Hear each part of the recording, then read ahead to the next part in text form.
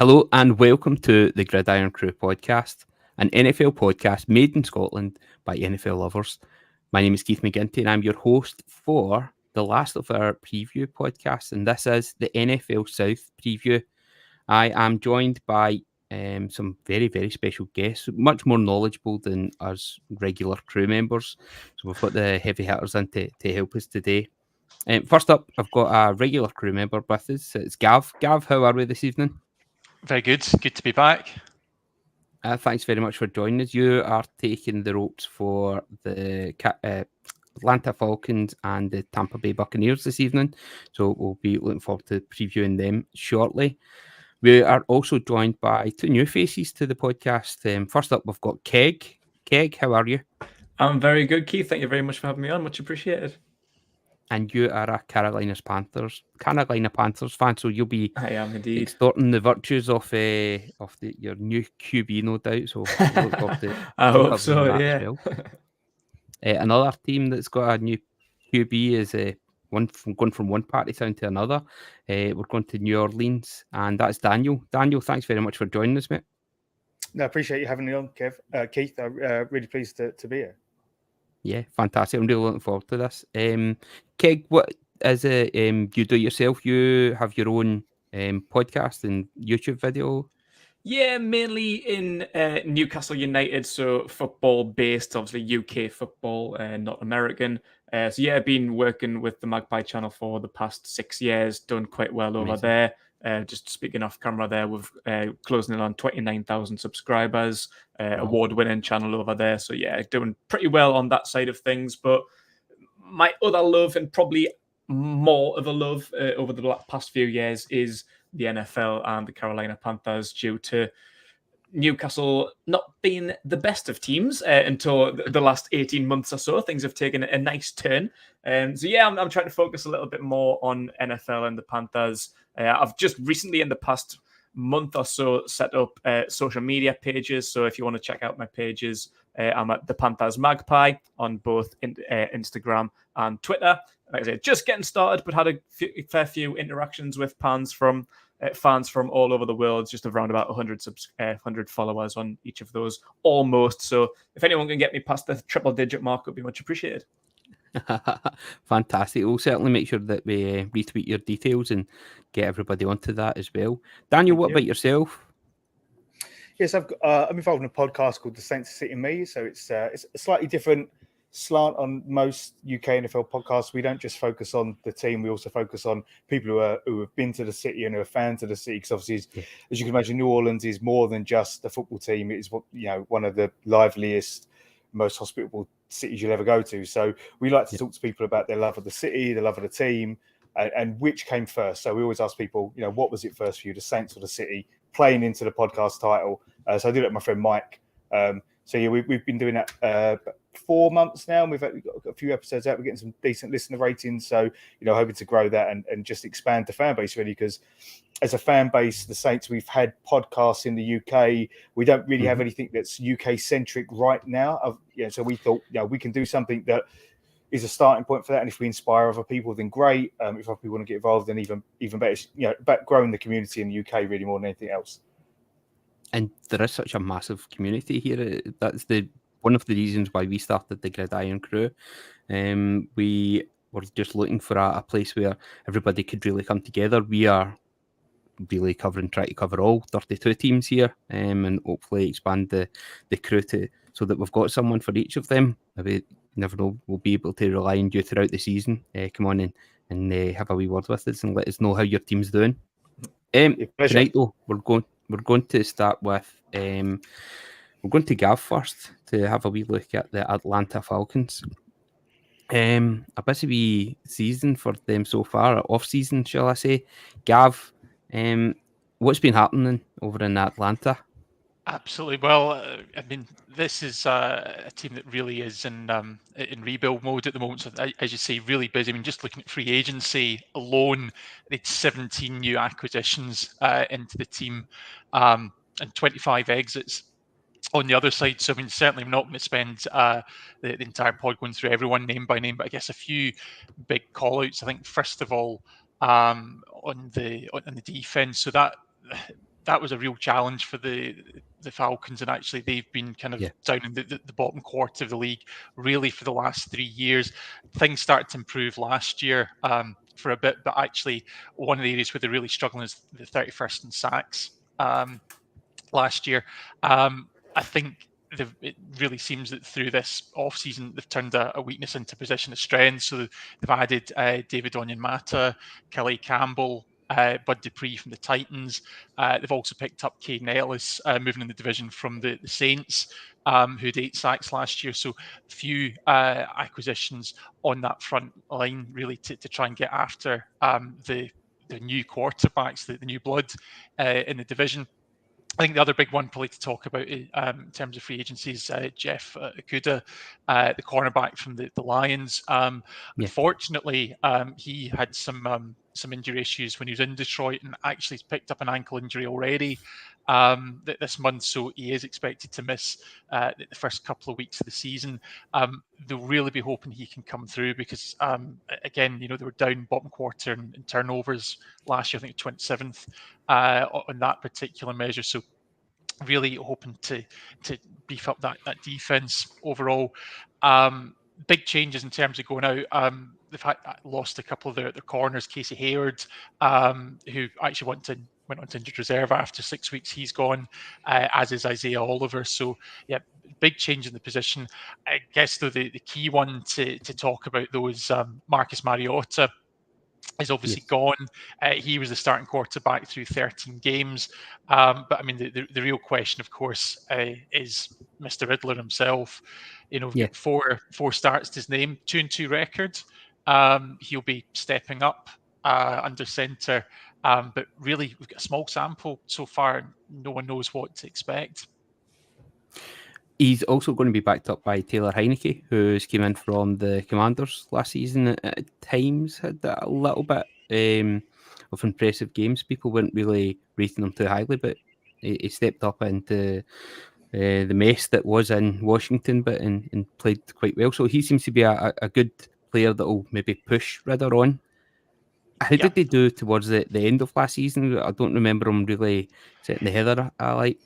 So I mean, in terms of the obviously overall record, they're 7-10 last year, but actually, despite finishing last in the division, they were tied. You could argue they were tied for second, as much as Dan and Keg might argue otherwise. But they actually finished 2-2. What was quite interesting is in terms of Riddler's performance specifically, not a massive difference between what you're getting from Mariota. So I guess you might say he's not shifting the needle, but given this is a rookie quarterback coming in against the veteran, you'd probably say that there's more upside with Riddler. But as is appropriate for the name, he is a big question mark heading into the season. Just really what we're going to see from him in year 2. So, do you think with that? Okay, I was just going to say, Gav, do you think there's a risk that with that question mark around Riddler that they're just going to just whack it all on Bijan's shoulders and expect him to just run the way? And Keg, it's like with McCaffrey, the Panthers did that for a long time. Put it all on his shoulders. And a young running back, is there a risk there? Do you think? I mean, they've got a lot of weapons on offense, but I just think that's a risk for him as coming into the league, fresh pair of tires. Yeah, I mean, I think obviously going on to the draft. I mean, Bijan Robinson. There's no getting away from the fact he's a big, big acquisition for him. And actually, when you look at the draft over the last couple of years for the Falcons, they've gone for these offensive weapons early on. So you've got Bijan Robinson, you've got Drake London, and obviously Kyle Pitts at tight end. So they have picked up all these key pieces. The question is Riddler the man to bring it all together? I mean, certainly when you think about not certainly a rookie quarterback, but certainly a young and inexperienced quarterback, these are the things you want to have. Is you want to have weapons, you want to have the strong run game, and also the offensive line is actually something we should talk about as well, because as much as a lot of hype about Bijan Robinson coming in, the Falcons were actually third in total rushing last season, so that was already a strength for this team. So obviously there was questions about who's actually going to be the RB1 there before he came in. But actually they've got a few other options at the position to help manage the load. I was certainly a fan of Tyler Algier as well when he started to make the breakthrough last season. I'm interested to see how much of the game time he's actually going to get for this forthcoming season. You mentioned Bijan Robinson, of course. Everyone's probably going quite highly in the fantasy leagues. I would say just now I've certainly got him in one of our own ones. I'm looking forward to seeing how well he's done, and seems to be impressing so far in pre-season, but it's only pre-season. Who else did they pick up in their draft? Was there anyone else notable that you would say? So, I mean, I think what's maybe worth highlighting is some of these positions of strength, both from last season, but basically on the front line. So Matthew Bergeron, the offensive guard, was the second rounder. They traded up to add him in. Again, particularly strong in the run game. So adding to an already effective offensive line is going to help both hopefully give Riddler that time to make the throws, open the holes up for Robinson. Third round, they went for defensive end Zach Harrison as well. So again, just really giving these options. And I think that's going to be one of the things we look at throughout the course of this pod is every one of these teams has got a new guy under center this season. So how can you get after them? How can you disrupt them? That's really going to be key in this division. Interesting. That seems to be the area where everyone's trying to improve is just a bit of protection and then increase the productivity of the defense there as well.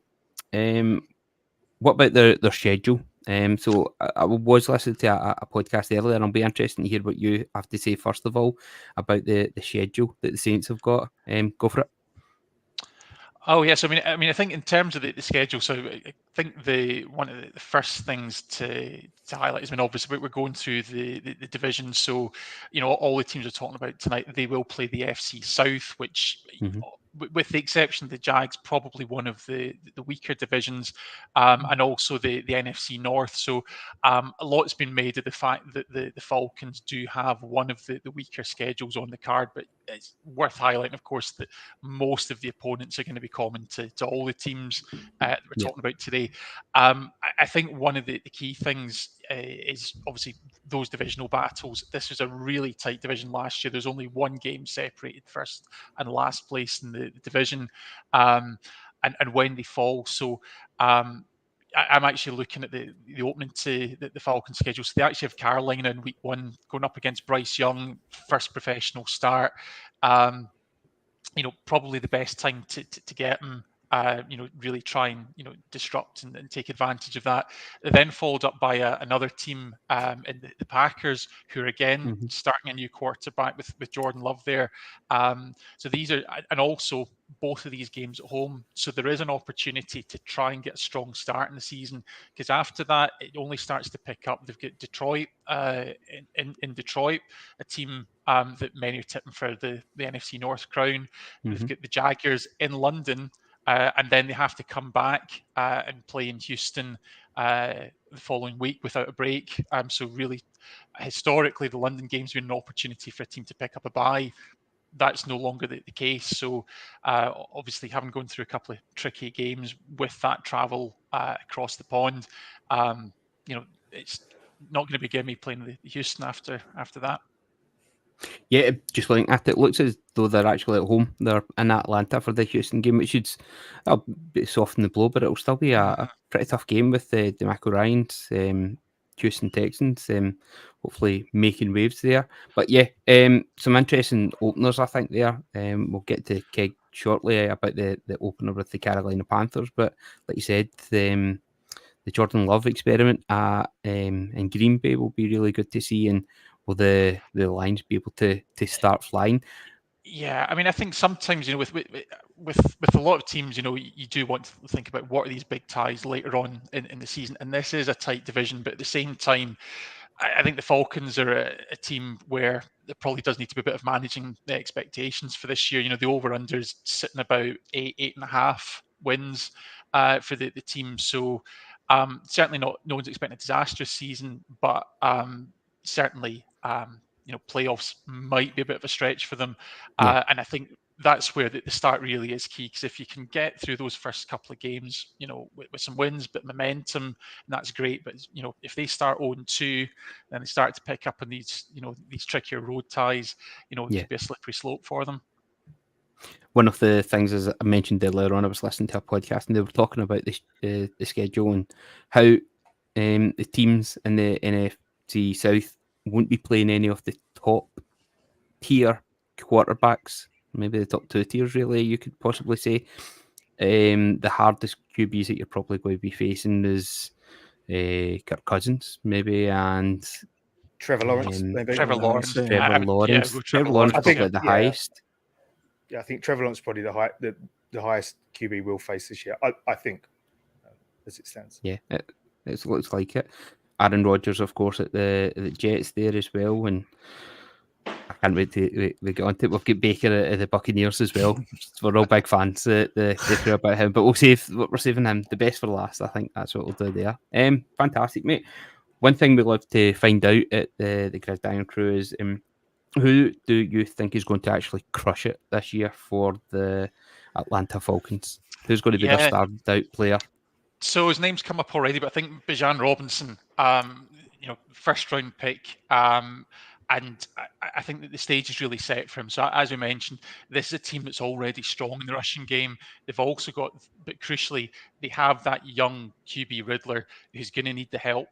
And I think, as I say, this is a guy who has been Big 12, all Big 12 first team, 2 years in a row.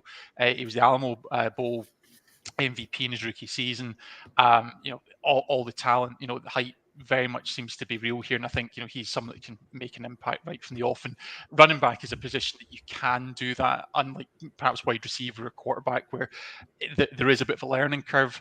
I think Bijan Robinson is someone who can really make a difference for the Falcons from day one. Fantastic. Thanks very much. We are going to get absolute pelters for calling him Riddler, though. It's Desmond Ridder, of course. Keg's been biting his tongue there all the way. I've had to take it about 3 or 4 times just to make sure. But I think Bijan is definitely the standout player for them this year. Yeah. And fantastic. Thanks very much. Keg, we'll come to you now for the Carolina Panthers. Yeah. So, again, how's your off-season been? Has there been many moves? Maybe we'll focus on just now the coaching side. Any big changes there? Well, in every area, the Panthers have had a lot of business done this off-season. Like the door's been wide open. It's been like a turnstile. Like so many ins, quite a few outs. Not so many on the field, but obviously midway through last season, after week 5, we eventually fired Matt Rule. We just put some interims in. Steve Wilkes got the coaching job until the end of the season. So come the end of the season, David Tepper went through the interview stage where we had quite a few people. Obviously, Steve Wilkes was one of the interviewees, one of the favorites for the job. Obviously ended up going to Frank Reich in the end. So, and with Frank Reich, I think he's been building one of the best backroom staffs in the entire NFL. Like the job that he's been doing, like there's a bunch of Super Bowl winners in our team. Like we've brought in Dom Capers as our senior defensive assistant, who in turn was the first head coach at the Carolina Panthers in 1995, while Frank Reich was the first quarterback under Dom Capers back then as well. So we're bringing them two back together. Deuce Staley, brilliant assistant head coach from the Lions. We've brought him in. Jim Caldwell with bags of experience. And a couple of younger guys for the OC and DC jobs who are future head coaches. Ejiro Evero for the defensive coordinator. Done a fantastic job with the Denver Broncos last year. He was actually one of the interviewees we had for head coaching job. And I think he interviewed for quite a few of them as well. So I think to take him away from one defensive coordinator position and just put him straight into another one, I think he's a huge coup for us. So I can't actually believe we pulled that off. That's one of the reasons why we didn't invite Steve Wilkes into the backroom stuff. Like, I am disappointed that he's gone, but I'm happy for him because he's got a defensive coordinator position job now at the 49ers. So fair play to him. Like you can't be mad Great at place that. to learn. Absolutely, yeah.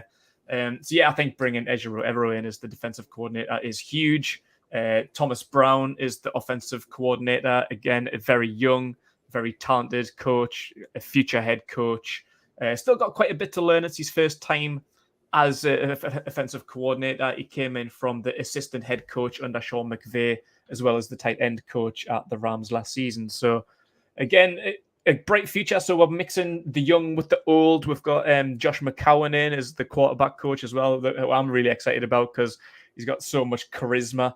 And you just tell that he loves football, and he's going to work really, really closely with Bryce Young. Like, they're going to hit it off massively. So yeah, I'm looking forward to seeing how that goes. So yeah, from top to bottom, like the entire backroom staff's been changed. And with the Super Bowls, I've had a list. So in their careers, Frank Reich's won 2, Deuce Staley's won 2, Jim Caldwell's won 2, Dom Capers won, Thomas Brown won, Ejiro Evero won. So we've got a bunch of winners there. So much experience, and as I say, the younger guys like Brown and Evero and McCowan as well. Like, we've got a lot to look forward to and a lot to develop with a young quarterback like Bryce Young. I think experience is going to be the key there for you guys, especially when, as you said, you've got a young team that are really moving on from the Christian McCaffrey era and just rebuilding again. So I think it's going to be the key there that you've got Frank Reich and the experience that are going to surround these guys. What about, we'll start with any players that you've managed to pick up or during the off-season, free agents? Yeah, so there's been a lot of changes there as well. I think mainly on the offensive side of the ball. Defense, we've brought in Von Bell, who I think is a very, very good pickup. It was excellent. So the other safety from the Bengals from the last few years, alongside Jesse Bates, who's unfortunately got to the Falcons. But we've picked the Bengals apart and brought both of them to the NFC South. So yeah, I'm over the moon with Bell. I think he was underrated just because he was playing alongside Jesse Bates for so long. But he's a brilliant leader. He was a captain on that Bengals defense. So I'm over the moon with Von Bell. I think he's going to be a huge addition because I think safety hasn't been our best position over the last few years. Last year, we brought in Xavier Woods, who was an upgrade, but not amazing.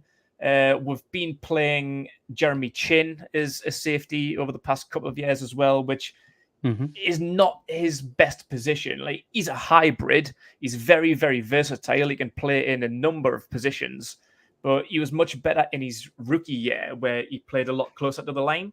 So I think in having Woods and then bringing in Bell as well, that frees up Jeremy Chin. That gets him away from being so deep and brings him closer to the line. So I think bringing Bell in also brings us the best out of Jeremy Chin as well. So it's like a two-way swing bringing him in. So I'm double buzzing with that one. But with the offense, everything else is new. We've got a new starting running back. Like you say, we traded Christian McCaffrey. So we've brought in Miles Sanders, a new starting tight end, which is a new upgrade as well. Like, we haven't lost anybody. But Ian Thomas and Tommy Tremble weren't amazing. So we've brought in experience in Hayden Hurst, which I think is another very underrated pickup. Will be quite like swept under the rug a little bit. I don't think many people will be talking about Hayden Hurst. One of our regular contributors too. He's a massive Bengals fan. He's actually based in Canada. Von Bell leaving the Bengals, and Hayden Hurst was one of the ones that he said was he's going to actually do things when he goes to the Panthers. So Stu's absolutely gutted that they lost him. Yeah, I think that's good business as well. Sorry, Daniel, but I think that's good business as well for Bryce Young because a tight end can often be a good safety blanket, particularly for a young quarterback. Like, since we've drafted Bryce Young, I've watched back a lot of Alabama tape, and Alabama's known for their receivers over the years, but last year they weren't great. So he was relying heavily on Jahmyr Gibbs, his running back, and Cameron Latu, the tight end, who's also got to the 49ers. So if he was just left with Tommy Tremble and Ian Thomas, sorry. Ian Thomas. I would give him the fear. Yeah, I would as well. It would give me the fear. With Ian Thomas, I think you would be in trouble. So I think it was important to bring in an experienced pass catcher as much as a good pass blocker. So yeah, I think Hayden Hurst is a very good pickup there. So yeah, I'm very, very happy with that one. Go ahead, Daniel. Sorry for cutting you off there. No, I was just going to say, in terms of Von Bell, we drafted him several years ago. He's definitely one of those safeties that we didn't really want to lose, but it was, consequences of the moving parts and things like that. So I think he's definitely a good addition for the Panthers. He was a good player for us. We probably would have liked to kept him, and he's done well at Cincinnati. So I think he's a good pickup for the Panthers for sure. Yeah, I agree. You mentioned Sanders did really well at the Eagles, especially last season. And you also picked up Adam Thielen from the Vikings. How do you think he'll do this season for you? On the field, in terms of stats, I think you'll do well. Like Von Bell, how can you be a receiver at the Vikings and anyone give a shit about your name when your name isn't Justin Jefferson? You know what I mean? Right. Thielen's been there for a long, long time. And I think, again, his stats underrated. I've got them up here. So he had 716 yards for 6 touchdowns for a guy that's, I don't even know how old he is, 32, I think he is now. As well as obviously every pass is going towards Justin Jefferson. They're not bad stats. Everyone's kind of writing him off as the old guy. He's past his best, but maybe he is past his very, very best. He was probably at his best around about 2018 time, but I still think there's a lot in there for Adam Thielen, but for me, it's kind of more behind the scenes. And again, he's another guy who I think is a very, very good pickup to help Bryce Young. The Panthers have released some YouTube footage and on social media, and he's just so experienced, so vocal. Is an excellent captain. The captaincies haven't even been announced yet, but I'm talking about Von Bell and Adam Thielen as if they are captains. I'd be very, very surprised if they didn't have the say on that chest come week 1. But yeah, Adam Thielen, he knows his stuff, and that was one video where I think Frank Reich went up to him and just said, more of on the slot side, what would you do? Teach me how you would go about this route or whatever. So yeah, I think Adam Thielen is a very underrated pickup. Whether he's going to be wide receiver number 1, looking at the roster, he probably will be. Is he going to be a good wide receiver 1? Questionable. But I'm happy to have him there, whatever role that he plays. Like I say, he's probably going to be more of a slot receiver anyway. He's not going to be charging downfield for 900 yards. He hasn't got that pace in him anymore, if he ever really had it anyway. But, he's a good route runner, brilliant hands. So yeah, I think him and Bryce Young is going to get along famously as well. And that's probably what you need for a rookie quarterback as well. So when you've got somebody who's coming into the league, a lot of the time they talk about, as we mentioned with Desmond Ridder there, is how can you support things? It's the run back, it's the tight ends. It's not necessarily having that burner downfield on day one. You can add that in later, but guys that can run the shorter routes, can find the space, can help you out when you're under pressure. That's really what the young QB needs. Yeah, absolutely. But yeah, we've brought in a couple more as well. DJ Chark, there's another one that I'm a fan of. He is more of a deep threat guy. Got some wheels on him. But another one who was at the Lions and had some injury problems. I think his career has been stalled quite a lot because of injuries. It did come out yesterday that he has picked up a hamstring injury that is said to be not so serious. So we'll see whether he starts week 1 or not. We're unsure. But bringing a guy like DJ Chark in, he had a good year last year at the Lions. He scored a brilliant touchdown against us. So I'm excited that he's here. But whether he stays fit or not is questionable. We've had another couple of injuries as well on that side. Terrence Marshall Jr., who I'm looking forward to. I think he'll come good eventually. He kind of fell victim to the Matt Rule era. Didn't really get much of a look in, but there's a talent there. He's a very, very talented receiver. We just need to see the best out of him and hope he stays fit. And Laviska Shenault as well, who's been building himself up to be a Deebo Samuel. I think he could be an underrated threat, out of the backfield with trick plays, screen passes, that kind of thing. He's got wheels on him. He scored a touchdown against the Saints last year, which I'm sure you remember, Daniel. It was a 67-yard screen pass, I think it was. I think he had one against the Falcons as well. Twice he'd done that last season. So he's got wheels. He's got pace to burn. Like I said, shaping him up to be like a Deebo Samuel type. He could be an underrated threat coming in as well. Okay, tell us about your draft class then. How did the Carolina Panthers do in this past April? It wasn't it? Yeah. Well, we picked a quarterback in the first round. If you heard of that one. Yeah. So we're obviously traded up to get Bryce Young. I think we've spoke plenty about Bryce Young. Like, we know what that brings. Like, obviously the spotlight's going to be on him as the number one pick, as the Heisman Trophy winner, and all this stuff. But outside of the Bryce Youngs, Jonathan Mingo, another receiver that we didn't mention, very big body, very like. He's from Ole Miss. Like, Ole Miss are good at developing them kind of bigger bodied receivers. Yes. Like Browns from the Eagles and DK Metcalf, like them kind of guys. And his stats in college weren't the best, but I don't know if you've seen one of these plays. I think he only made one catch in the second preseason game, but he took it with his back to the end zone, got smashed as well, but stayed on his feet, turned and caught some really good yards afterwards. So I think he's going to be an underrated threat, but might take a little bit of time, like Terrence Marshall. Might take him 2 or 3 years to really see his true potential. But a talent nonetheless, like another second-round pick from Ole Miss. I know the play you're talking about. I watched it the other day. The man is smashed absolutely from the solid. back, but stayed on his feet and still solid. managed to get some yards after. Yeah, he is. So we'll see how he goes. Like Terrence Marshall Jr., he was a second-round pick in 2021. But it's taken him a little while to get in. But like I said, I think that was mainly just because of Matt Rule had a really good end to his second year in the league last season under Steve Wilkes. So hopefully we'll get some players out of him if he's fit, because like I said, he's another one that's picked up a little injury. The rest of it, we didn't really have many picks because we didn't have a 6th or a 7th. And we traded up in the 3rd round to take DJ Johnson, edge rusher from Oregon. What did we give up? I think it was a 4th round pick. So one of the picks that we got from Christian McCaffrey. So we gave up a 4th round pick and we didn't acquire anything else. So we only had a handful of picks. So DJ Johnson, I don't expect a lot from him. He's still a guy who's learning. He was a tight end when he started at Oregon. He's played in a few different positions. So he's still quite new to the edge rusher position. But he did create a lot of buzz. Like after the combine, he scored very well at the combine and interviewed quite well. So his stock rose quite highly.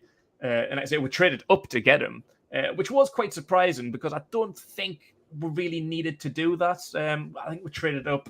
I think it was like 18 spots. I think it was, or where did we pick? They must have seen something then that they exactly. Yeah, so that obviously was a reason for that, and I don't think many teams had him that highly on their radar. So I don't really feel like we needed to send that 4th round pick to trade up. But obviously, like I say, if we're seeing something in him and you're convicted on your guy, go get him, do what it takes. So absolutely. He's another one. Like we've got a few positions there, so he's got a lot of competition. Whether you'll have a standout rookie year, I doubt, but a one for like 2 or 3 years down the line. We'll see how he goes. Chandler Zavala, 4th round pick, guard from NC State, played alongside Ike Ekwonu the year before, so there's a good connection there. And looks very, very good. Like he is very, very highly rated. And we do need, I think he normally plays as a left guard at NC State, but we are in need of a right guard because Austin Corbett done his ACL in the last game of last season against the Bucks, and so he's still got a bit to go. I think he's going to miss out the first few games of the season, still trying to recover from that ACL, unfortunately. So we need somebody there. There's a few guys who's been kind of auditioning in the first 2 preseason games.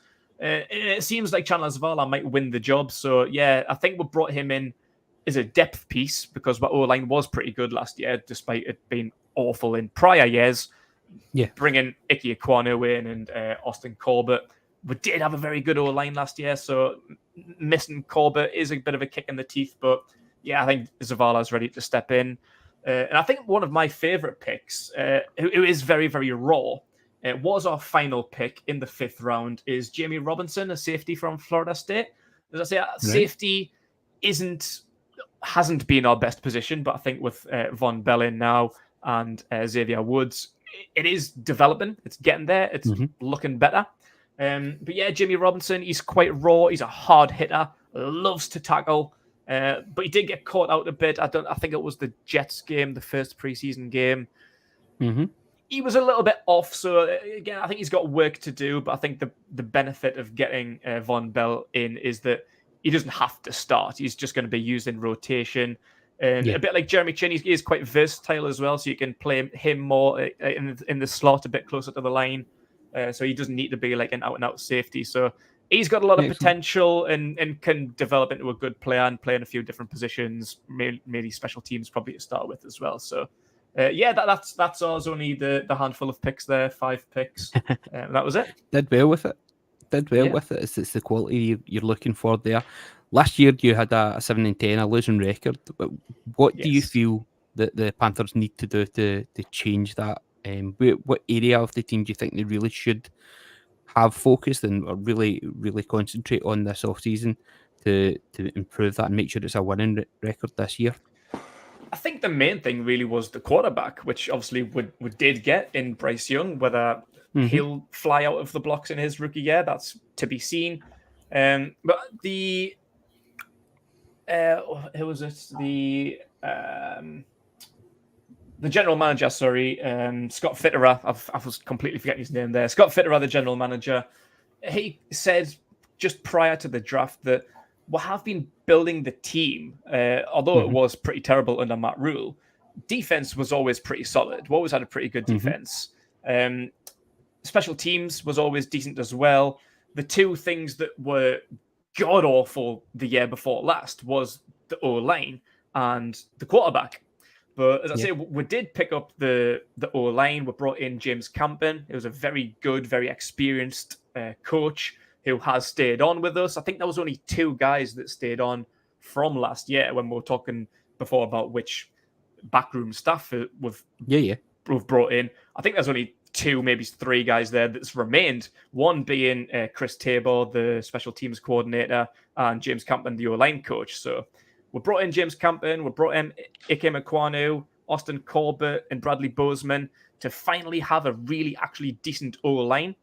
We've just been building everything else up, and Scott Fitterer said, all we really want to do is get that quarterback. So when we've got him, we can just drop him in and he's ready to go.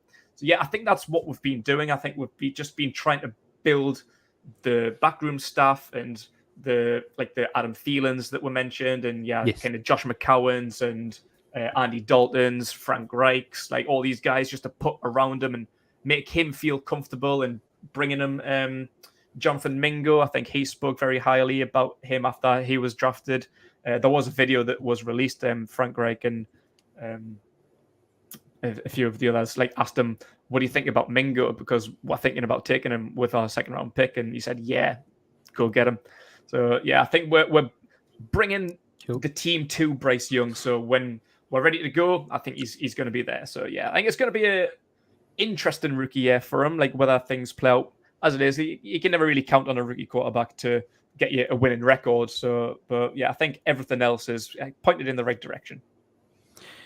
You have spoke effervescently about your team there. You are really enthusiastic, but one thing you've not mentioned that everybody's been talking about when it comes to your QB is the height. Do you see the height being an issue? You've danced around it. We need to check this. Is it going to be an issue for him, especially if you're saying that he's got a whole new offensive line there to protect him? Yeah, I didn't want to bring that up. It can be, of course. I'm not going to sugarcoat it and say, nah, it's not going to be a problem. Yeah, of course it can be.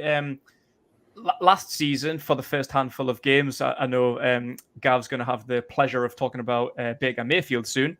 But last season, Baker's obviously taller. Baker's, I think, 6 foot, maybe 6'1" at a push, and the frustrating thing as a Panthers fan was batted passes. The guy just couldn't get a pass off. It was just 3 and out every time because he couldn't really connect with a pass. And a guy a few inches shorter, a little bit slimmer, not as heavy, I think, can you do any better?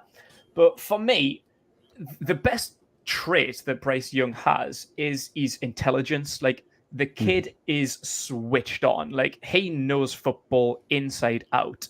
I think a good thing about him is that his dad is a psychologist, and I think he's played a very, very big part in his development because he knows football. And I've watched him pass. You would think a short guy thrown over the middle would be a problem. He'd be looking towards the sidelines most of the time, but he is very good at getting it over, like having a look over his O-line and the big pass rushers coming towards him. Doesn't seem to be a problem. He can get the ball down the middle of the field. He can see the play, but I think that comes with his intelligence and footballing IQ. And I think that was one of the reasons why we were so convicted in going up to get him at number 1. Like, we wanted him, and we went and got him. Like, I think after the interview process, that wasn't a question anymore. You could have questioned maybe CJ Stroud, maybe Anthony Richardson at a push, but it was always just going to be Bryce Young. So yeah, I don't really have that problem with him. And I know with his weight, I think people are scared that he's going to get injured. He can take a hit. If again, back to the preseason game, I think it was the Jets, like, O-line was absolutely garbage. He took some hits. And as I've been watching a lot of Alabama games from the last 2 years, he took some hits. The game against Tennessee last year, he was getting wiped out right, left, and center. But he's a tough kid, and I think that comes from more mental strength as much as physical strength. But he's never had a problem with injuries. The only time he missed a game at Alabama is he injured himself on a play where he was scrambling towards the sideline, fell over and injured his own shoulder. It wasn't off getting slammed by a 500-pound defensive tackle or nothing like that. You know what I mean? Like, so he's a tough kid physically and mentally. The intelligence is there. He sees the play, so he can see down the middle. He knows where to go. So I'm happy with him. Like, I haven't really got a problem with his size and weight. I think his other attributes outweigh that. Is he your player to absolutely crush it this season then? No, I wouldn't say so. Crushing it, no. I'm excited for the future with Bryce Young. Say you can't put all hopes on a rookie quarterback. So yeah, I'm not saying he's going to crush it. Will improve, of course. Like, I think there's only one way up. Like, it couldn't really have got much worse. So yeah, there's only one way up for the Carolina Panthers at quarterback. I'm just going to break Daniel, and you were going to mention something there just before we get your player who is actually going to crush it for the Panthers this season. Daniel, you were going to say? Yeah, I was going to say, take it from me, an sub 6 foot QB with intelligence can go a long way, because I sat and watched one from 2006 and he was marvelous. The thing that scares me, going to mention, I'm scared of Bryce Young this year. I'm scared of him for the next 9 years if he stays healthy. I would agree with that. Yeah, like I say, with a rookie quarterback, you never know how it's going to go. Like, look at Trevor Lawrence. Like, he's like 6'6", but put into an awful situation, awful coaching staff, awful receivers, awful O-line. We don't have that. But as time's gone on, like, Trevor Lawrence is going to be one of the top 5 quarterbacks in the next year or two, in my personal opinion. Like, I'm a Clemson fan, so I watched a lot of Trevor Lawrence. Like, watching him suffer in his rookie year was painful for me to watch. But I'm thriving now, seeing how well that he's doing. So yeah, like Daniel said, not next year necessarily, but yeah, 2 years, 3 years, 5 years, 9 years. Like, yeah, I think the future's bright. The future's bright. Who is your tip then to crush it for the Carolina Panthers? My crush it prediction probably isn't too much of a surprising one, but for me, I'm going with Brian Burns. He's our star edge rusher. Still waiting on that new contract. It's been in negotiations all off season and still hasn't come yet. I don't know. Did Nick Bosa get his contract? Because I think that's what we were kind of waiting on. Because I think Nick Bosa was going to set the market. So I think that's maybe what we were setting on. Because normally, like, if like one running back gets paid, everyone else starts to get paid because everyone wants what they're kind of getting. So when Nick Bosa gets his contract, if he doesn't already have it, he's going to be the highest paid edge rusher, and we'll pay Brian Burns accordingly into where we kind of rate him. At the time we're recording it, it's said to be imminent. He's on the verge of signing a massive contract extension with the 49ers, but it's not happened yet. So we'll need to hold it a wee bit longer. I think when Bosa signs, it'll only be a fortnight before Brian Burns eventually signs. But yeah, he's coming into the 5th year of his rookie year now. But he's progressively got better. Was a bit quiet in his rookie year, but still managed 7.5 sacks. It developed into one of the star players, not even just on our team, but one of the top 10 edge rushers in the league. I think, like, some people might question that, but I think it's set in stone. Not too high into the top 10, but like just inside, around about 8th or 9th, maybe, as I would say. He's one of the top edge rushers in the league. But yeah, like, he's developed into a captain. a real player for the Panthers. Last year had 12.5 sacks. And let's say he's coming into a contract year where he wants to get paid. He is the star. So I'm expecting better numbers than 12.5. I think that is impressive. But yeah, I think he's capable of getting 15 plus. Fantastic. Keg, thanks very much. It sounds from what you're saying about the Carolina Panthers, especially under Frank Reich, maybe not the first year. You'll maybe have to wait to the second, third, or fourth Reich year before he takes maybe so. the Hopefully Panthers it doesn't take that long, but yeah, it's pointing in the right direction. Fantastic. We're now heading to the party capital of the States, I think. I'd be right in saying that. Heading to New Orleans. And Daniel, we're heading to your boys there. What have the Saints been up to? Should we start with the QB and the off season there? I mean, it was a need. We all knew it was a need. We didn't know whether he was going to address it. I think a lot of us expected it to be Derek Carr, given his situation in Las Vegas. And the way they treated him towards the end of the season, benching him and making it quite clear that he wasn't the direction forward. So it was a bit of a sort of squeaky pants time because he went over to see the Jets and we wasn't sure what was going on there. We got him in for a visit. He was with us a few days. We thought we was going to trade him. He went back to Las Vegas and said, I don't want to trade. And, we signed him as a free agent. So I'm pretty happy with Derek Carr coming in at QB, moving from, black and silver to black and gold. I think the contract he's on is a good contract for us. It's probably a bit more generous this season and sort of backloaded a bit more towards the end. But last season we bounced around QBs. Jameis had his injury with his broken back. Andy Dalton came in. I think we just wanted a capable game manager to come in. Derek Carr's very good at adjusting things at the line of scrimmage. He's a QB who's comfortable pushing the ball downfield where he has to. We've got a lot of deep threats at wide receiver. So I think it's a perfect fit for us given what the market is. And, we've got an out in a couple of years if it doesn't work out. And then, we're probably looking at trying to pick up, Arch Manning from Tennessee, from Texas at that stage, but bring him home. But yeah, I mean, I'm pleased with Derek Carr. I think it's a good pickup for the team. I think, when you look at where we are, where we're going, I think the weapons we've given him or we already had, I think it's set for him to have a good season. I think it's my view. Fantastic. Yeah. Was there any other notable pickups that you got in free agency?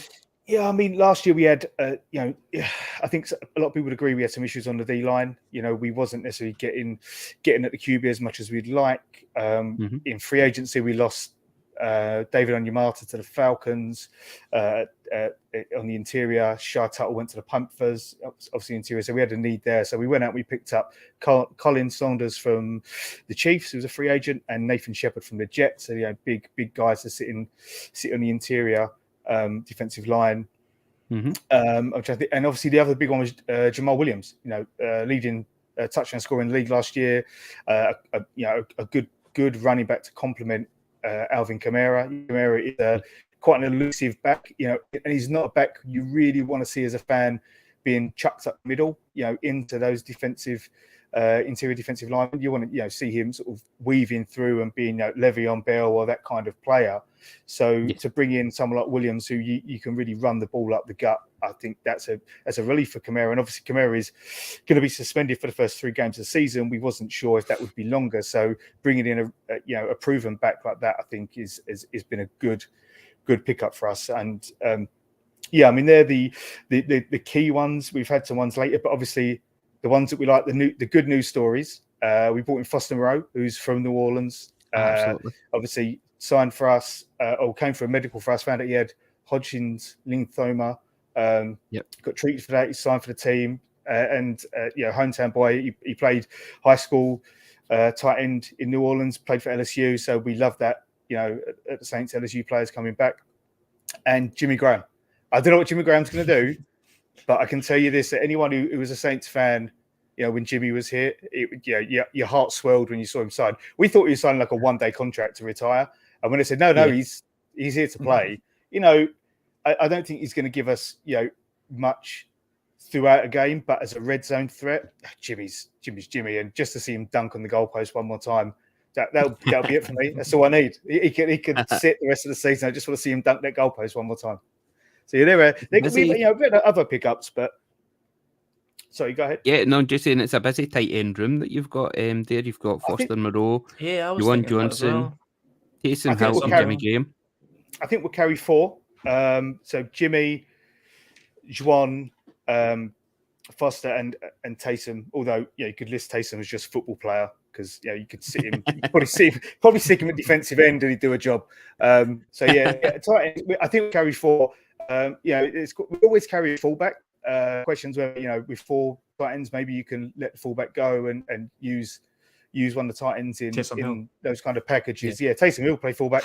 You could probably stick Foster Moreau to protect the running back. So I think it's a good tight end room, probably the best tight end room we've had for quite a while. We've always had a decent tight end in recent years, and then maybe not much around the periphery. But I'm pleased with that one. And then a pickup that we made really recently is Jalen Smith, and he played against the Chargers at the weekend and looked really good. So I think he's going to probably, from what he looked like, he's going to make the team as maybe a third linebacker behind DeMario and Pete Warner. Super. What about your draft class this year? Were you happy with that? I think our draft class has got the potential to be really good. Looking at the players, looking at what they're doing. Obviously, I mentioned as a defensive line, we needed something in the middle. We picked up Brian Brzee out of Clemson. It was Clemson, I think. So obviously, he was the number 1 recruited high school player in his class. He had some, personal stuff going on while he was at college. His sister sadly passed away, so he had some that, and he was dealing with some injuries. But I've been watching him. Training camp, some of the cutouts of the preseason games, that guy could be a real trouble, a real handful for some offensive linemen. He's really quick and he's got the length and things like that. We picked the one that worries me is our second round pick at this stage. Well, it doesn't worry me actually. So we picked Isaiah Foskey. So he's an edge rusher from Notre Dame. He hasn't looked great in preseason. But the word coming at Saints is they see him very much as a developmental player. So he would, he was very much a defensive end who, 2-point stance. Now the Saints play, him on, on the end of the defensive line, 3-point stance. So he hasn't changed his game. He hasn't really flashed in preseason, but we're hopeful that they're looking at him and saying, this is one for a longer term. Picked up Kendre Miller out of TCU. He was they obviously got to the did well in college last year. He was a leading back for them. I think he's very much a long-term future potentially for Alvin Kamara in terms of he can catch the ball. He's got good hands, but he can run it up the gut. We picked up Jake Hayner as well out of Fresno State. So the interesting one about Jake is he was obviously Fresno State, which is where Derek Carr went to college. He's very much Derek Carr's protege. Right. So they play similar. They're very, very close. And another interesting point is Jake Hayner grew up a Saints fan, and his favorite player was Drew Brees. So, there's a lot there to like. He didn't look great in his first. He's been getting rave reviews from the beat writers in training camp. His first game, it wasn't that he didn't look great. He's behind like full string offensive lineman. He hasn't got the time to do what he wants to do. And some fans will get on that. But against the Chargers, he looked fantastic. He was picking it apart. Didn't get any touchdowns, but he had 2 touchdowns called back because of pass interference from Brian Edwards, who we subsequently cut. So you can see where the blame was firmly attributed there. We picked up Nick Saldiveri, who's an offensive lineman out of Old Dominion, versatile, play anywhere across the offensive line. And then Jordan Howden, who is a safety, again, very versatile, spent a lot of time in college, played a number of positions at defensive back. I see, potentially, someone who I think he's going to make the 53, and I think he's, potentially could finish the season, vying for a starting spot from what you're hearing from the writers. And then our last pick is probably one of our best picks. We got A.T. Perry out of, I think it's Wake Forest, I think he played for. It's a 6th round pick. He had like 2nd, 3rd round. People thought he'd go there. There was character issues, allegedly. He lit up our first preseason game, like 6 catches, touchdown, looked great. I think he's a shoo-in. He's very much like a Marcus Colston kind of wide receiver for us. It's someone that he's big-bodied, potentially can fill in it for longer term for Mike Thomas, when that relationship ends. So I think it looks like a good draft class, but I think a lot of it's going to depend on that second round pick. You know, if he comes through and develops the way they want him to, then I think potentially it's a great draft class. It has potential to be a great draft class, especially Hayner. He could be like a really good backup QB, which is what you want. Absolutely. You know, if your QB goes down, you want something to come in who's just going to be able to keep it going. You look at what, you know, with the 49ers with Brock Purdy coming in and doing what he did and stuff like that, you want a backup like that to keep things going. So I think it could be a good draft class for us for sure. If I could just put something in about J.K. now there, I don't know if you've seen the stats about the S2 test, which is like the quarterback intelligence test. I think it's just quite new in the last 2 or 3 years. Is this like replacing the Wonderlic test? It is. It's more accurate, Yeah, so during that, like Bryce Young obviously smashed it with his intelligence scoring 98%. But J.K. now was second with 96%. So he beat out everyone else. CJ Stroud only got 18%. But yeah, J.K. now scored second out of all quarterbacks. Yeah, you can see. Yeah, you can see him reading the field when he's playing. He's not. You know, you think a lot of rookie QBs coming in would just sort of panic and chuck it, but he doesn't. He's prepared to sit in the pocket, let the defense come at him. And I think that a lot of defenses aren't going to expect that from a rookie QB if he is called upon for him to just sit in the pocket and go, come at me, because a lot of QBs at that point are going to panic. So yeah, there's the potential there for him to be a very good backup QB, if not a starter at some point. So you know, that's what you want longer term, isn't it? So some of the things we've been hearing about players like Kendry Miller is that if he hits the ground running, is supposedly such a good talent that Alvin Kamara might not actually be able to make it back into the team after the 3-game suspension that he's got. But we'll certainly wait and see. Alvin Kamara is an absolute superstar. I personally don't see that happening.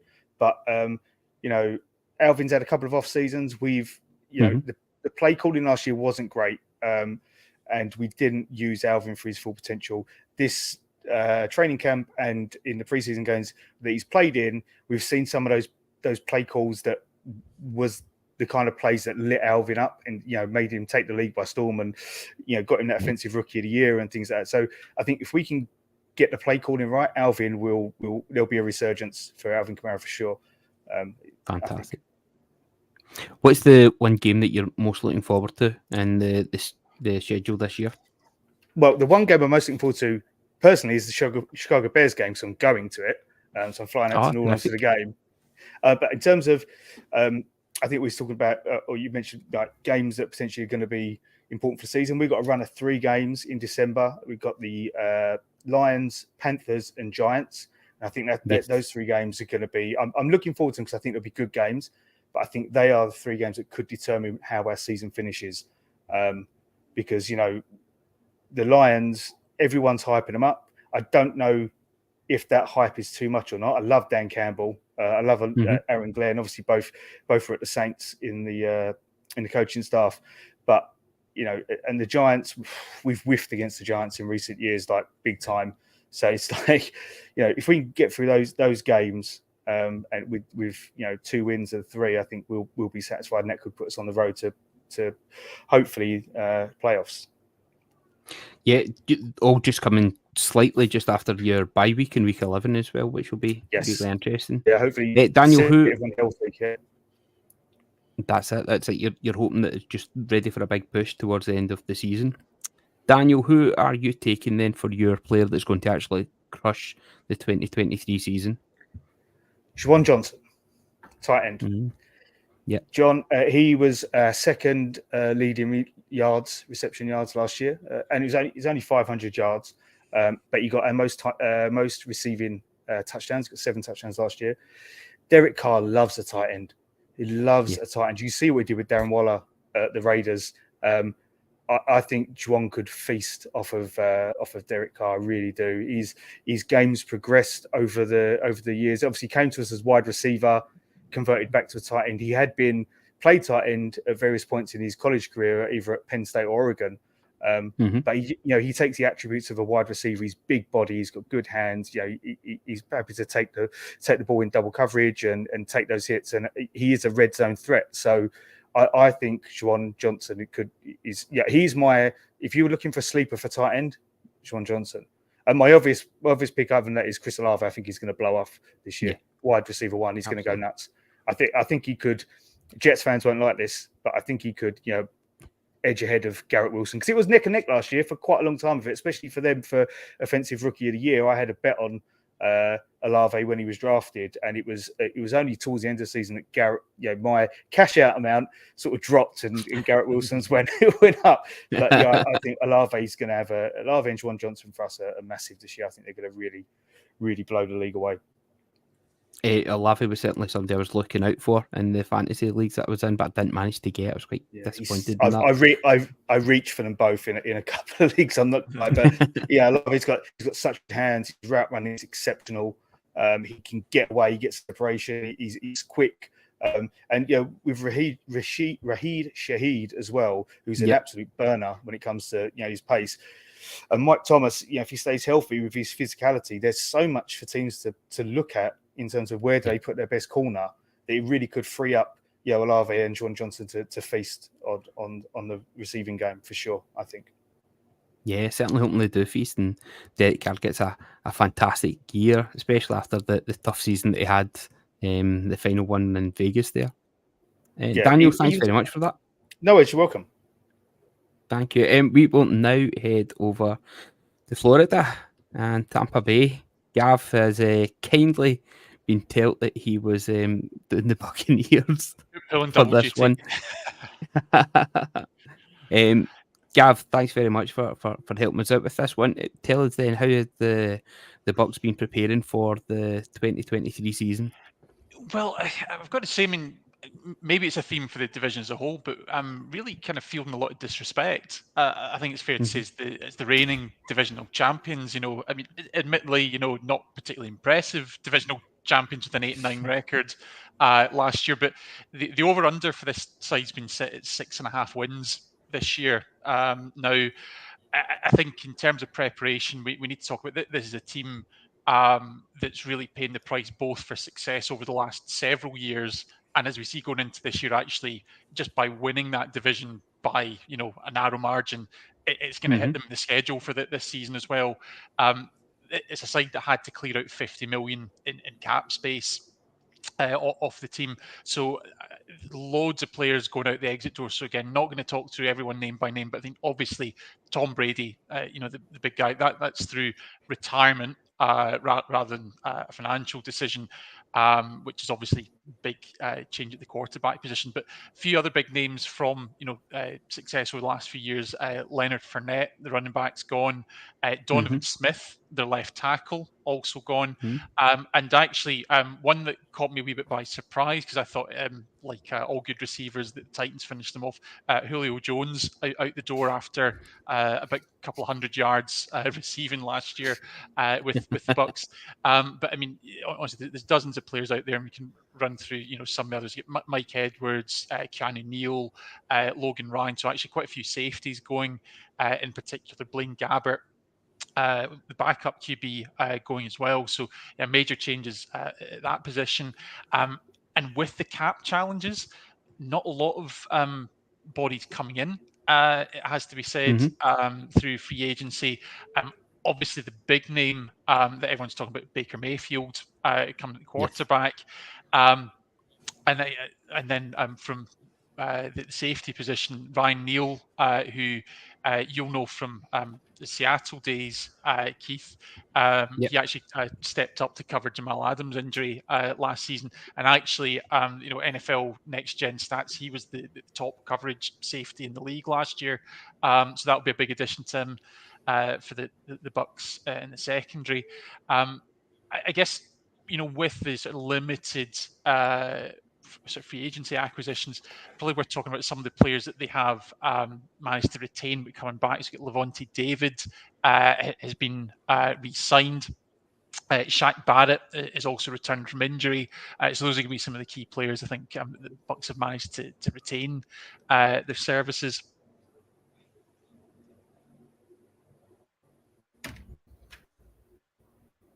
What, right, sorry, Gav, I thought you'd froze there for a second there. Tell us, so they've retained quite a few there, so that's good news for them, but how have they added to the team through the draft then? Was there any real standouts there for you? Yeah, absolutely. So, I mean, what's quite interesting for the Bucks is there's been a real emphasis on the defensive line in their draft. So, kind of middle of the pack. If they were 15th against the run last year, obviously room for improvement. Relatively good in terms of passing yardage. As well. So seventh it was the ranking against the pass. So they've added Khalija Kansi, defensive tackle from Pittsburgh. It was the first round addition. And Yaya Diaby, the edge rusher from Louisville, was the third round pickup. So it's a real emphasis on the front four. And again, very much similar to the Falcons. How can we get after these QBs in the division this season?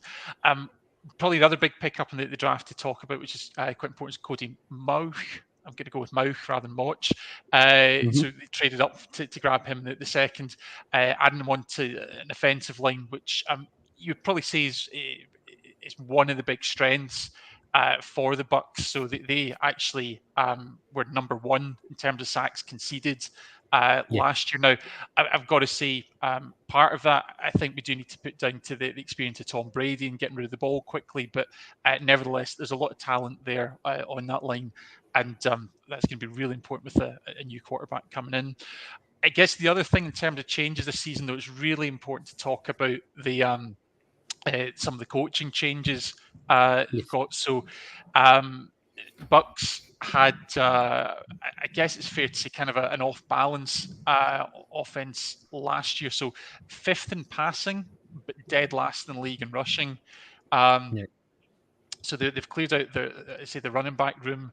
They've got a few new bodies coming in there, but Dave Canales is the offensive coordinator for this season, replacing Byron Leftwich.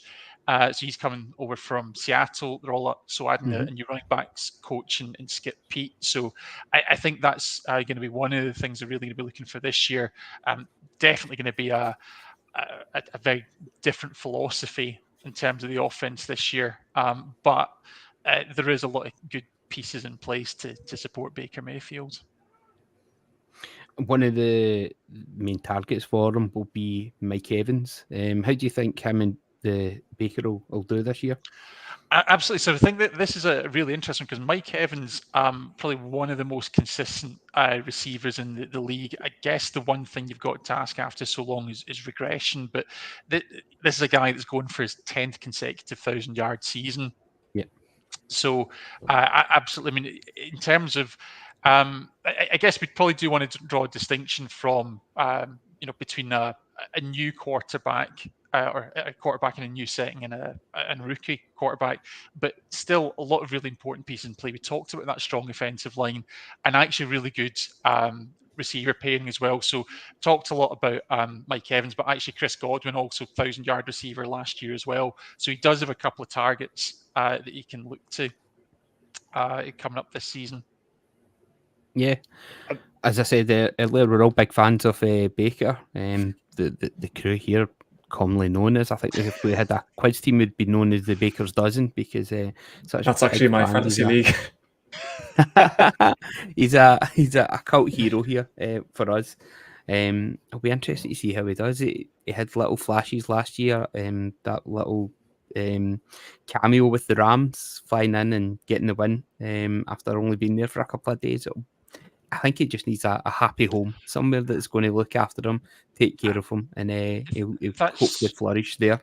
That's really a really good point because Baker. Over the last 5 years, he's thrown more picks than anyone in the NFL, and he's certainly in the top 10 most sacked QB. So he's had a rough time of it. But I think one of the things we can talk about last year is just that move mid-season from Carolina to Los Angeles. Not a particularly great season for the Rams overall, but certainly a well-coached, well-established team. Cut his interception ratio in half there just through that change of scenery. So, like we say, good receivers, good offensive line, new OC. So I think there's a few bits and pieces in place there to help him settle into Florida. The one thing I think about with the Bucks this year is I just wonder if they've got one eye on Caleb Williams coming out of USC and thinking, do you know what? We've got an excuse here with Baker to be able to say, well, you know, I don't say throw him under the bus, but sort of say let's tank a bit. And they've done it before. They tanked for Jameis all those years ago. So I just wonder whether Caleb Williams is just too tantalising for some teams who are in a mid rebuild to say, let's just throw it away this year and get, you know, the next Mahomes. But someone who's being pitched as the next Mahomes, it's quite a prospect for a team who maybe are in a rebuild. Yeah. There's enough plausible deniability there if you've got someone Yeah, who I mean, has had the as Baker's got. As Gav said, he's listed off good players. I'm not necessarily having a Mike. Got his name there. Mike Evans. I'm not having Mike Evans. Is like Marshawn Lattimore's baby son. Yeah, he owns him every time we play him. But I'll leave that where it is. But outside of that, it's like they've got, like you say, enough plausible deniability to say, well, we had decent players there, we just couldn't get it going this year, and the QBs. And then all of a sudden you get this QB fall into your hands. You're like, thank you, nice new shiny toy for the next 15 years. Interesting what they do. As long as I don't think they'll be as bad as the number one pick, because Caleb Williams will be the number one pick, whoever has it. But yeah, I think the Bucs will have a bad year, but not that bad. So maybe it's a very good consolation prize could be out of North Carolina and Drake May. Yes, yeah. I think it's between them, the Cardinals, and maybe the Rams. Sort of race to the bottom to get in, see how they go. The Rams are a little bit similar to the Bucs in terms of they've got good defense still. Offensively, they've won Cooper Cup injury away, and Van Jefferson. As much as I like Van Jefferson as like a number 3, he's your number 1. You're like, interesting to see. Cooper Cup there. For me, it's the heading to Vegas. It just feels as if it's in a downward spiral there. That's the one that could just happen an absolutely car crash there.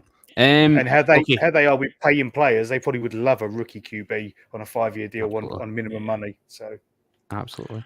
Gav, thank you very much. Before we go, though, I need to ask you, who is going to crush it for the Tampa Bay Buccaneers? Who's going to crush it? Well, I mean, sometimes we go to the big names and the skill positions, but I think one guy who really deserves some love here is the now left tackle Tristan Wirfs, going into his 4th season with the Bucs. So there's a guy who. I think if the stories are to believe, Tom Brady really had a major hand in his acquisition when he first came to Tampa. Experienced quarterback in his 40s said, if I'm going to come down and play with you, I don't want to be getting hit. I want you to protect me. And really, can't ask for a better first 3 years in the league. Wins the Super Bowl as a rookie. He was first team All-Pro his 2nd season, second team All-Pro his 3rd season. And actually, if you look at the stats last year, so only gave up 2 sacks, but even in terms of pressures, 5 pressures overall. His man, the guy that he's defending, only laid a hand on his quarterback 3 times all year last year. According to ESPN, he's been seen a psychologist because of anxiety about switching from the right to the left this season.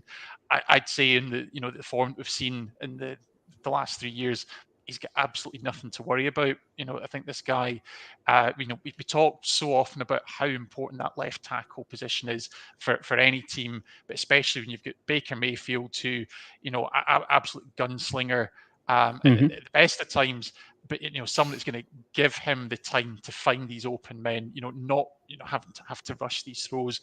I think you couldn't ask for a more important player, and I think Wirfs has got the skills to do that. Fantastic, gentlemen. It is now time for us to rate the league. How do we see the NFC South finishing up? Who do we think is going to finish in the last position? Who's going to prop up the pile? Tampa. Are we going for the Bucs? Yeah, I think so. That was the easy part. Right, this is where we all start to fall out now. 3rd place. I'd go with the Falcons. Bijan there. Yeah, I mean, I'm the I guess the kind of the neutral in this one. I think it's a Falcons big question mark. There's a lot of weapons in that team, and they have really upped the the defensive front in particular. I think the question is, can Ridder get the job done? And I'm always really wary when we talk about strength of schedule because it's a completely different league, next year round. But I think that there's question marks, but there is upside with the Falcons. A lot of talent in that offense if they can piece it together. What are we going for then? Who would we say that the third, taking the third position then, or would it be easier for us to say then who's going to win the division? Are we agreed that it's going to be the Saints? I'm going to say I think we are in the best position this year. Going forward, I am apprehensive about the Panthers and the Falcons in the future seasons just because of the way they've got young talent, a young quarterback at the Panthers. They've got the weapons at the Falcons, so potentially they could pick up a young, good QB next year. So I think my view is this year for us, I could toss a coin between the Panthers and the Falcons. Falcons have got second weakest strength of schedule in the league behind us. That might give them the edge over the Panthers. But look, Keg, if Bryce Young comes out the gate flying, then that is going to be, for me, that's the major factor. If Bryce Young settles quickly, I think the Panthers probably finish second in the division. And that's purely the difference in QB, I think, between the two teams for me. Yeah, no, I completely agree. I agree. I'm not 100% set on Ridder. I don't think he's that great. I know we only really seen him in, 4 games last year, but even he looked decent in college, but in a very, very poor draft class that had Matt Corral and Malik Willis, he was around about them type of guys. So yeah, I'm not set. If anything, to be honest, I'm a fan of Taylor Heineke. If I was a Falcons fan, Heineke was once a third string at Carolina. I love Taylor Heineke. I'd be more worried about the Falcons if they started Taylor Heineke, which could happen by the end of the season. I was going to say, if this division is tight and Ridder isn't performing, I could see him pulling in for Heineke just to see if they can get an edge out of it. I'm sure Arthur Smith doesn't want to, but if we're all splitting the 2 games, they might get a bit twitchy and go, he might give us the edge. Who knows? Yeah, I think the same could be said for the Bucs as well, because although he's unproven in the NFL, I don't even think we've seen him. But I was quite a fan of Kyle Trask in college in Florida, who was the quarterback with Kyle Pitts. Them two worked in tandem very, very well, and he's had 2 years sat under the greatest quarterback of all time. Let's see what he's learned. I think Baker could end up having a similar season to what he had in Carolina. Yes, he'll start the first half of the season. Will he finish the season? Probably not. So I don't want to say it because I want the Bucs to suck and come bottom of the standings, but that's just me being biased. But I want to see Kyle Trask be given a shot, and I think he deserves to just to see, like Jordan Love, he sat for 3 years behind Aaron Rodgers. Could you have a better mentor? Yeah, Kyle Trask has in Tom Brady. So yeah, see what the kid's got. Fantastic. I think the big thing is we've got to remember is like last year. I think it's going to be a tight division. Everyone took games off one another last year. So the Bucs and the Panthers went 4-2 in the division. Saints and Falcons went 2-4. I would expect each of the teams to be taking a bit of blood off of one another at some point during the season. Yeah, I think so. Fantastic. Right, so our final standings then. We have the Tampa Bay Buccaneers in 4th. We'll go like last season with a joint 2nd and 3rd. We'll say the Panthers and the Falcons, with the Saints topping the division. It's going to be exciting either way. There's lots of, I think it's all the new QBs in there and everything that's how it could play out. There's nothing set in stone there. There's no definites just now. It's interesting in how everything just could play out. It really will be an exciting division.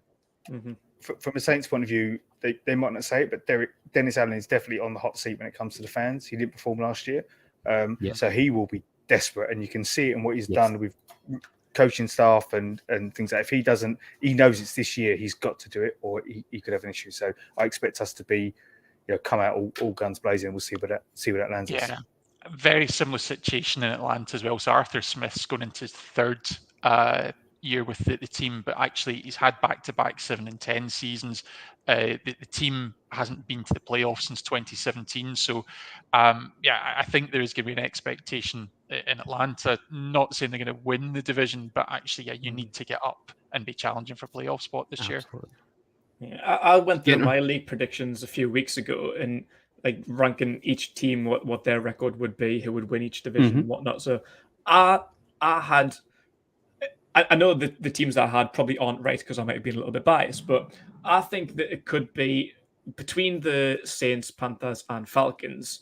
I think whichever order, I see a team going 9 and 8, 8 and 9, and 7 and 10, and then the Bucks with about 5 and 12, something like that. But between them three, there's only 1 or 2 wins between them. Whichever order it goes is really hard to predict. I think it is one of the more unpredictable divisions in the NFL at this stage. Like, no one really knows how it's going to end up. Absolutely. Look, guys, there's not going to be a wild card coming out of this division, put it that way. No, absolutely not. Yeah, like the Bucks last year, the Bucks won the division at 8 and 9, less than impressive. I think it's going to be the same this year. One of us is going to win, but we'll probably not get very far in the playoffs. But it'll be an exciting year, undoubtedly, anyway.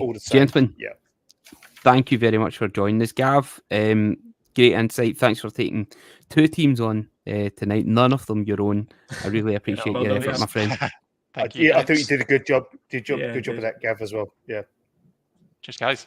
Keg, thank you very much for joining us. Best of luck to your Carolina Panthers this season. Yeah, thank you very much. Much appreciated. I'm excited and I'm anticipating it closely. But we'll see how it goes. But we'll speak in about 5 years' time. See if we've got a ring. Look forward to it. Daniel, thank you again for joining us. Best of luck again to your New Orleans Saints. A really exciting season ahead, and never thought I could say that with one of the guys that I'm still just getting to like, in Derek Carr. I'm still a wee bit not sure about him, but I'm hoping that New Orleans brings out the best in him. I appreciate it, Keith. It's been an absolute pleasure, and anytime you guys want to chat in the future, I'm more than happy to jump on and have a conversation.